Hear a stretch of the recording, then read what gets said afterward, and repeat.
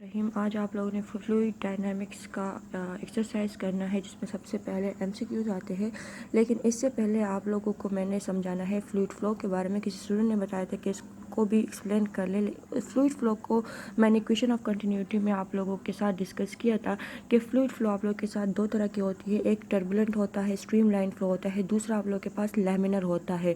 Turbulent जो होता है वो इरेगुलरली फ्लो होती है और लैमिनर जो होता है वो रेगुलरली फ्लो होती है। फॉर एग्जांपल, अगर आप लोग के पास स्मोक है तो स्मोक जब निकल रहा होता है तो यहाँ पे इसकी स्टार्टिंग में ये लैमिनर फ्लो है। देखिए, लैमिनर फ्लो है, रेगुलरली इसकी राइजिंग अप हो रही है। लेकिन जैसे ये स्पीड पकड़ लेता है तो इसकी फ्लो जो होती है वो टर्बुलेंट हो जाती है, जो इस पैराग्राफ में इसको एक्सप्लेन किया गया है। टर्बुलेंट को आप लोग चौटिक भी कह सकते हैं। तो ये आप लोग के पास स्मोक जब राइजिंग अप होता है तो उसकी फ्लो जो होती है वो टर्बुलेंट बन जाती है। इसी तरह टर्बुलेंट फ्लो की डिफरेंट एग्जांपल्स है, वो आप लोग यहाँ पे इस पैराग्राफ में देख सकते हैं। ब्लड फ्लो इन आर्टरीज या ऑयल ट्रांसपोर्ट, ये सारे आप लोग के पास क्या है, टर्बुलेंट फ्लो है। फिर आप लोग के पास यहाँ पे इसके बाद आप लोग के पास आइडियल फ्लो कौन सी वाली है, इसको भी मैंने एक्सप्लेन किया था कि the fluid is non viscous. वो फ्लूइड जो नॉन विस्कस हो, जिसमें कोई भी रेजिस्टेंस मौजूद ना हो, वो उसकी जो फ्लो हो वो स्टेडी हो। स्टेडी मतलब कि उसकी लैमिनर फ्लो हो। स्टेडी का मतलब है कांस्टेंट। तो कांस्टेंट फ्लो, कांस्टेंट वेलोसिटी किस चीज़ में होती है? लैमिनर फ्लो में, क्योंकि उसमें इरेगुलरली चेंज नहीं आता। The fluid is incompressible. Incompressible का मतलब है कि उसकी डेंसिटी कांस्टेंट हो। तो density of an incompressible fluid is constant. Flow is irrotational. Irrotational का मतलब है कि उसकी इरेगुलरली नहीं होगा, तो फिर उसकी इरोटेशनल यानी रोटेशनल नहीं होगा। तो irrotational and temperature does not very. अगर टेम्परेचर वेरी नहीं हो रहा तो उसकी स्पीड भी इंक्रीज नहीं हो रही। तो इस वजह से ये सारे पॉइंट्स जो है आइडियल फ्लूइड होने के लिए ज़रूरी है। इसके बाद अगर आप लोग एक्सरसाइज पे आ जाए तो एक्सरसाइज में आप लोग के पास एमसीक्यूज है। एमसीक्यू नंबर फर्स्ट में बताया है कि for substance date do not flow easily like Honey have the value for the coefficient of viscosity. तो जो हनी इजली फ्लो नहीं कर सकता तो उसमें कौन सी चीज़ सबसे ज़्यादा होती है? तो have high coefficient of viscosity. Viscosity ज़्यादा होगी तो इसकी फ्लो कम होगी बनिस्बत वाटर। अगर आप लोग हनी और वाटर को कंपेयर कर ले तो वाटर जो है वो इजली फ्लो कर सकता है, लेकिन हनी इजली फ्लो नहीं कर सकता बिकॉज उसकी विस्कोसिटी जो होती है वो हाई होती है। A unit for viscosity, the centipoise is equal to which of the following. किसके बराबर है ये सेंटर पॉइस? तो आप लोग के पास ये बराबर है 10 एक्सपोनेंट -3 न्यूटन सेकेंड पर metre square. Option number A is the correct option, क्योंकि वन सेंटेन पॉइस जो है वो 1 मिली पास्कल सेकेंड के बराबर है। 1 मिली पास्कल सेकेंड के बराबर है। और पास्कल आप लोग के पास यूनिट है प्रेशर का, force per unit area, force का यूनिट है न्यूटन, एरिया का यूनिट है मीटर स्क्वायर। और मिली आप लोग के पास 10 एक्सपोनेंट -3 के बराबर है। इसमें सारे वैल्यूज इसमें पुट कर ले तो आप लोग के पास आ जाएगा 10 - 3 न्यूटन सेकेंड पर मीटर स्क्वायर। ये option number A is the correct option in MCQ number 2। दूसरा है Stokes law is applicable only if a body is moving through a liquid with slow speed and has, कौन सा shape है? Spherical shape, क्योंकि उसमें हम drop को explain कर रहे थे। तो ड्रॉप का शेप क्या होता है? स्पिरिकल। तो आप लोग के पास option number B is the correct option. दूसरा है MCQ नंबर 4 कि the net force that act on a 10 newton falling object when it encounters 4 newton of air resistance is. आप लोगों ने नेट फोर्स फाइंड आउट करना है जिसके लिए फॉलिंग ऑब्जेक्ट का जो वेट है वो 10 न्यूटन है और जो रेजिस्टेंस है, ड्रैग फोर्स है, वो है 4 न्यूटन। तो आप लोगों को फार्मूला पता है कि F net force is equal to FG minus FD। This is the weight and this is the drag force. क्योंकि फॉर एग्जाम्पल अगर ये मेरे पास ड्रॉपलेट है तो इसका जो अपवर्ड फोर्स है ये ड्रैग फोर्स है जो फ्लूइड की वजह से है, और डाउनवर्ड जो है वो आप लोग के पास उस वेट की जो आप लोग के पास फोर्स है वो है। तो ये दोनों आप लोग के पास अपोजिट डायरेक्शन में है, तो इसका जो नेट फोर्स होगा वो FG माइनस FD। FG का वेट आप लोग को दिया हुआ है 10 न्यूटन और रेजिस्टेंस का जो वेट है, एयर रेजिस्टेंस जो है वो 4 न्यूटन। तो 10 - 4 इज इक्वल टू 6 न्यूटन। तो आप लोग के पास option number C is the correct option. दूसरा है आप लोग के पास sky diver jumps from a high flying helicopter before reaching terminal velocity her acceleration sky diver jump कर रही है हेलीकॉप्टर से, तो उसकी before reaching terminal velocity her acceleration, अगर वो टर्मिनल वेलोसिटी रीच करेगी तो उसकी एक्सेलरेशन क्या होगी, डिक्रीज़ होगी। वो किस तरह, वो इस डायग्राम में आप लोगों को मैं एक्सप्लेन करूँगी जो आप लोग के बुक में है डू यू नो में टर्मिनल वेलोसिटी के बाद जो टॉपिक है उसमें मौजूद है। अच्छा, ये है आप लोग के पास पैराट्रूफर। फॉर एग्जांपल जब आप लोग पैराशूट ओपन करते हो तो उसकी वो एक ग्राफ दी हुई है, this is the velocity and this is the time. For example यहाँ से जब स्टेज 1 में after jumping from the plane, सबसे पहले ये बात जहन में रखें कि जब फ्री फॉल पैराट्रूफर में टर्मिनल वेलोसिटी 2 बार अचीव होती है, टर्मिनल वेलोसिटी 2 बार अचीव होती है, one before opening the parachute, before opening और आफ्टर ओपनिंग, और बिफोर ओपनिंग और आफ्टर ओपनिंग आप लोगों के पास पैराशूट के ओपनिंग और आफ्टर ओपनिंग के बाद आप लोगों के पास वेलोसिटी, टर्मिनल वेलोसिटी 2 बार अचीव होती है, सही है। तो यहाँ भी इसको लिखा भी है कि in free fall the paratrooper attains has terminal velocity twice, one before opening his chute and other after opening the chute, without opening the chute paratrooper offer lower radius to resistance and therefore has high terminal velocity. Terminal velocity जब हम wait के साथ compare करते हैं तो वो आप लोग के पास mg, आप लोग के पास mg के बराबर है mg divided by 6 by coefficient of viscosity r, तो terminal velocity is inversely proportion to r। तो जब पैराशूट को ओपन नहीं किया है तो इसकी जो यहाँ पे जो पैराशूट की रेडियस है वो कम है, जब ओपन नहीं किया है, तो जब रेडियस कम है तो इसकी टर्मिनल वेलोसिटी क्या होगी, हाई होगी बिफोर ओपनिंग। बिफोर ओपनिंग आप लोगों के पास, बिफोर ओपनिंग आप लोगों के पास रेडियस कम है, तो क्योंकि ओपन नहीं हुए तो रेडियस ही मौजूद नहीं है, तो रेडियस कम है तो आप लोग के पास है हाई टर्मिनल वेलोसिटी।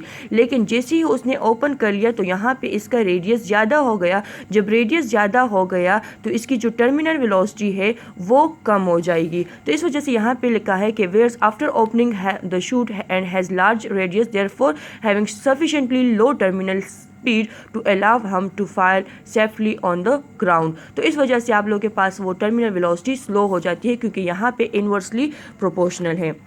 अच्छा, स्टेज 1 में लिखा है कि at 0 second after just jumping from the plane, आप लोग के पास जब वो जंप करता है प्लेन से तो वेट, आप लोग के पास जो वेट है उस जंपिंग उस बॉडी का वो ग्रेटर है। वेट क्या है, ग्रेटर है, मैं यहाँ पे एक्सप्लेन कर दूँगी। यहाँ पे जो है आप लोगों के पास weight is greater, weight greater है बनिस्बत एयर रेजिस्टेंस के, क्योंकि यहाँ पे एयर रेजिस्टेंस तो अभी जस्ट उसने जंप लगाया है तो यहाँ पे इसका वेट ग्रेटर है, जंपिंग वेट ग्रेटर है एयर रेजिस्टेंस से। तो इसी तरह इसकी एक्सेलरेशन ज़्यादा हो रही है, इंक्रीज़ हो रहा है, वेलोसिटी इंक्रीज़ हो रही है टाइम के साथ। तो जब वेलोसिटी इंक्रीज़ हो रही है तो उसकी एक्सेलरेशन भी इंक्रीज़, वो एक्सेलरेट कर रहा है, सही है। लेकिन एक ऐसा पॉइंट आ जाता है, यहाँ पे आप लोगों के बुक में लिखा है कि एट 19 सेकेंड, यहाँ पे आप लोग देख लें 19 सेकेंड पे एक ऐसा पॉइंट आ जाता है जिस टाइम आप लोग के पास फोर्स ऑफ द एयर जो है, ड्रैग फोर्स जो है और वेट जो है वो इक्वल हो जाते हैं। ड्रैग फोर्स और वेट इक्वल हो जाता है तो वो चीज़ टर्मिनल वेलोसिटी गेन कर लेता है, क्योंकि ये मैंने आप लोगों को टर्मिनल वेलोसिटी में समझाया था। अब जब ड्रैग फोर्स और वेट इक्वल हो गया तो यहाँ पे आप लोग के पास टर्मिनल वेलोसिटी इस बॉडी ने गेन कर लिया। तो ये टर्मिनल वेलोसिटी इसने गेन कर लिया और यहाँ पे ये वेलोसिटी कांस्टेंट है, तो इसके लिए जब वेलोसिटी कांस्टेंट होगा तो एक्सेलरेशन ज़ीरो होगा, क्योंकि जब वेलोसिटी चेंज नहीं हो रही तो एक्सेलरेशन क्या होगी, ज़ीरो होगी। Because velocity the time, acceleration the time rate of change in velocity, जब वेलोसिटी चेंज नहीं हो रही तो एक्सेलरेशन ज़ीरो। तो ये आप लोग के पास टर्मिनल वेलोसिटी v1 है बिफोर ओपनिंग। अब मैंने पैराशूट को ओपन नहीं किया हुआ, लेकिन जैसे ही मैं पैराशूट को यहाँ पे 54 सेकेंड के बाद मैं जब पैराशूट को ओपन कर लूँ तो जब मैंने पैराशूट को ओपन कर लिया तो मेरे पास रेडियस जो है वो इंक्रीज़ हो गया, रेडियस इंक्रीज़ हो गया। तो जब रेडियस इंक्रीज़ हो जाएगा तो आप लोगों के पास टर्मिनल वेलोसिटी क्या हो जाएगी, वो डिक्रीज़ हो जाएगी। रेडियस इंक्रीज हो गया तो आप लोगों के पास टर्मिनल वेलोसिटी डिक्रीज हो जाएगी, क्योंकि terminal velocity is equal to mg divided by 6 pi coefficient of viscosity and r। तो जब रेडियस इंक्रीज, मैंने पैराशूट को यहाँ पे ओपन किया तो उसकी रेडियस इंक्रीज होगी, टर्मिनल वेलोसिटी आप लोगों के पास डिक्रीज होना स्टार्ट कर लेगा। तो इस वजह से यहाँ पे डीएसेलरेशन हो रहा है और मैंने अभी पैराशूट को ओपन किया है। फिर एक ऐसा स्टेज आ जाता है जिस पे आप लोगों के पास वेट और ड्रैग फोर्स दोबारा आप लोगों के पास इक्वल हो जाता है और फिर वो बॉडी टर्मिनल वेलोसिटी गेन कर लेता है, अटेंड कर लेता है। जब वो टर्मिनल वेलोसिटी अटेंड कर लेता है तो वो एक कांस्टेंट स्पीड से ग्राउंड पे उतर जाता है। सही है। तो ये एक प्रोसेस था कि सबसे पहले आप लोगों के पास वेट ग्रेटर होता है ड्रैग फोर्स से, फिर उसकी एक्सेलरेशन होती है, फिर वो एक ऐसा स्टेज आ जाता है कि वेट और ड्रैग फोर्स इक्वल हो जाता है। उसके बाद वो एक टर्मिनल वेलोसिटी गेन कर लेता है and this is the terminal velocity before opening the parachute. And after opening the parachute फिर 54 सेकेंड पे वो पैराशूट को ओपन कर लेता है तो उसकी रेडियस इंक्रीज हो जाती है और उसकी रेडियस इंक्रीज होने की वजह से उसकी टर्मिनल वेलोसिटी कम हो जाती है, उसकी वेलोसिटी जो है वो डिक्रीज होना स्टार्ट कर देता है क्योंकि रेडियस इंक्रीज हो जाती है। फिर वो एक ऐसा पॉइंट आ जाता है कि उसकी वो फिर यहाँ पे आप लोगों के पास जब वो पैराशूट को ओपन कर लेता है तो उसकी वो ड्रैग फोर्स जो है वो इंक्रीज हो जाती है क्योंकि वो फिर दबाव आ जाता है, यहाँ पे वो अपोजिशन ज़्यादा फिर ऑफर करता है और उसकी वेट जो है वो कम हो जाती है। तो फिर वो इस वजह से आप लोगों के पास उसकी डीएसेलरेशन होती है क्योंकि उसकी ड्रैग फोर्स इंक्रीज हो जाती है लेकिन उसका वेट कम होता है। फिर एक खास पॉइंट पे आके फिर उसकी टर्मिनल वेलोसिटी वो दोबारा कम कर देता गेन कर लेता है and this is the terminal velocity 2। तो आप लोग यहाँ पे इसको एक्सप्लेनेशन देख सकते हैं इस वाले एक्टिविटी में। ठीक है। तो आप लोगों के अभी आप MCQs की तरफ आ जाए तो MCQ में जो है MCQ में है sky diver jump from a high flying officer before reaching terminal velocity. तो उसकी एक्सेलरेशन क्या हो रही थी, डीएसेलरेट हो रही थी। टर्मिनल वेलोसिटी 2 को गेन करने से पहले उसकी क्या हो रही थी, डीएसेलरेशन हो रही थी before reaching to the ground.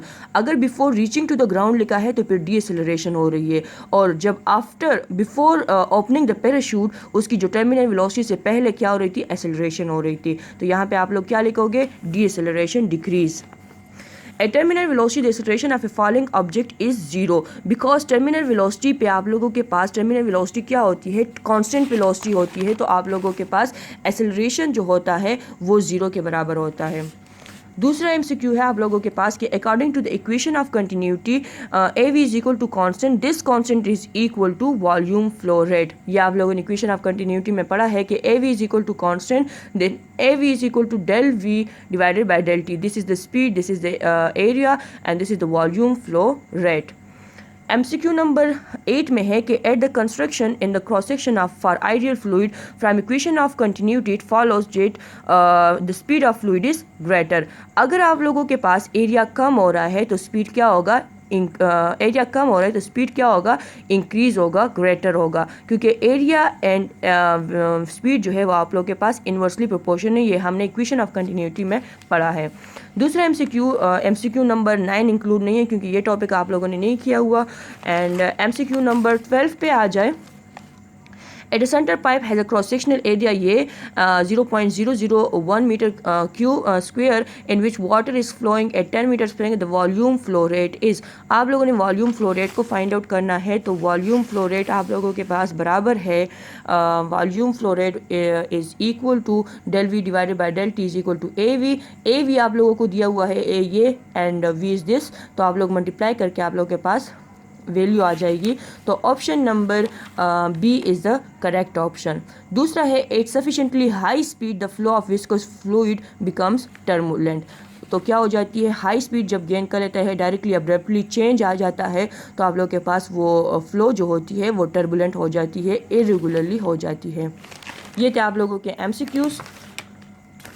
अच्छा, शॉर्ट क्वेश्चंस कंसेप्चुअल में आप लोगों के पास क्वेश्चन नंबर 1, 2, 3 एंड 4 आप लोगों के पास आप लोगों के साथ इंक्लूड है कंसेप्चुअल क्वेश्चंस में। ये आप लोगों को असाइनमेंट है, अगर कोई भी प्रॉब्लम हुआ तो आप लोग पूछ सकते हैं। सही है, कंसेप्चुअल क्वेश्चंस आप लोग देख ले, जहाँ पे भी प्रॉब्लम हुआ तो आप लोग पूछ सकते हैं। अच्छा, और न्यूमेरिकल्स में न्यूमेरिकल नंबर 1 में है कि 8 equal drops of oil are falling through air with steady velocity of 0.1 metre second. The drops recombine to form a single drop. What should be the new terminal velocity? आप लोग के पास 8 equal drops है, 8 drops है और एक drop का 8 equal drops है और 1 ड्रॉप का जो टर्मिनल वेलोसिटी है वो ये है. आप लोगों ने सारे ड्रॉप्स को कंबाइन करके एक सिंगल ड्रॉप बनाना है और फिर उस रिकम्बाइन जो आप लोगों ने कंबाइन किया हुआ है ड्रॉप्स, उसकी वो टर्मिनल वेलोसिटी आप लोगों ने फाइंड आउट करनी है.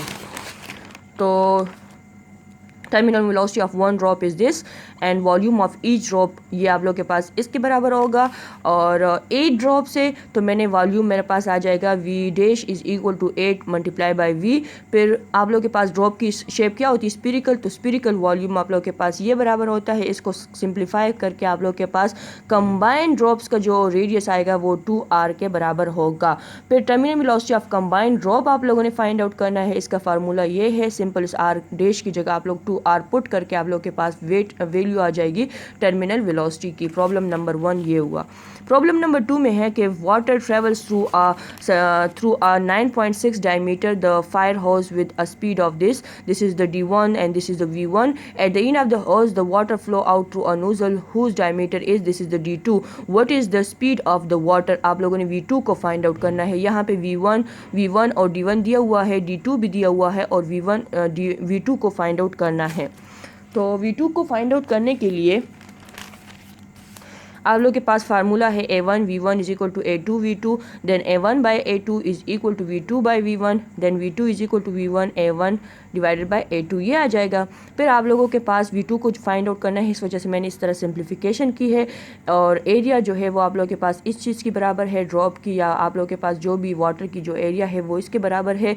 तो इसमें वैल्यूज़ पुट करके आप लोग के पास V2 की वैल्यू आ जाएगी. अगर आप लोग इस यहाँ से इस तरह करना चाहते हैं तो ये भी सही है, या आप लोग यहाँ पे डायरेक्ट डायमीटर से रेडियस को फाइंड आउट कर ले R1 is equal to D1/2, तो आप लोग के पास ये वाला तरीका भी सही है. फिर यहाँ पे वैल्यूज पुट करके आप लोग के पास V2 की वैल्यू आ जाएगी. फिर B में what diameter nozzle is required to give water speed up 21 metre पर सेकेंड. तो फिर D2 फाइंड आउट करना है जब स्पीड जो है वो 21 मीटर पर सेकेंड हो जाएगा. V2 ये हो जाएगा और D2 फाइंड आउट करना है. तो वो भी आप लोग इससे यहाँ से कर सकते हैं. और फिर A आप लोग के पास इस चीज़ के बराबर है तो आप लोग के पास V2 की वैल्यू आ जाएगी.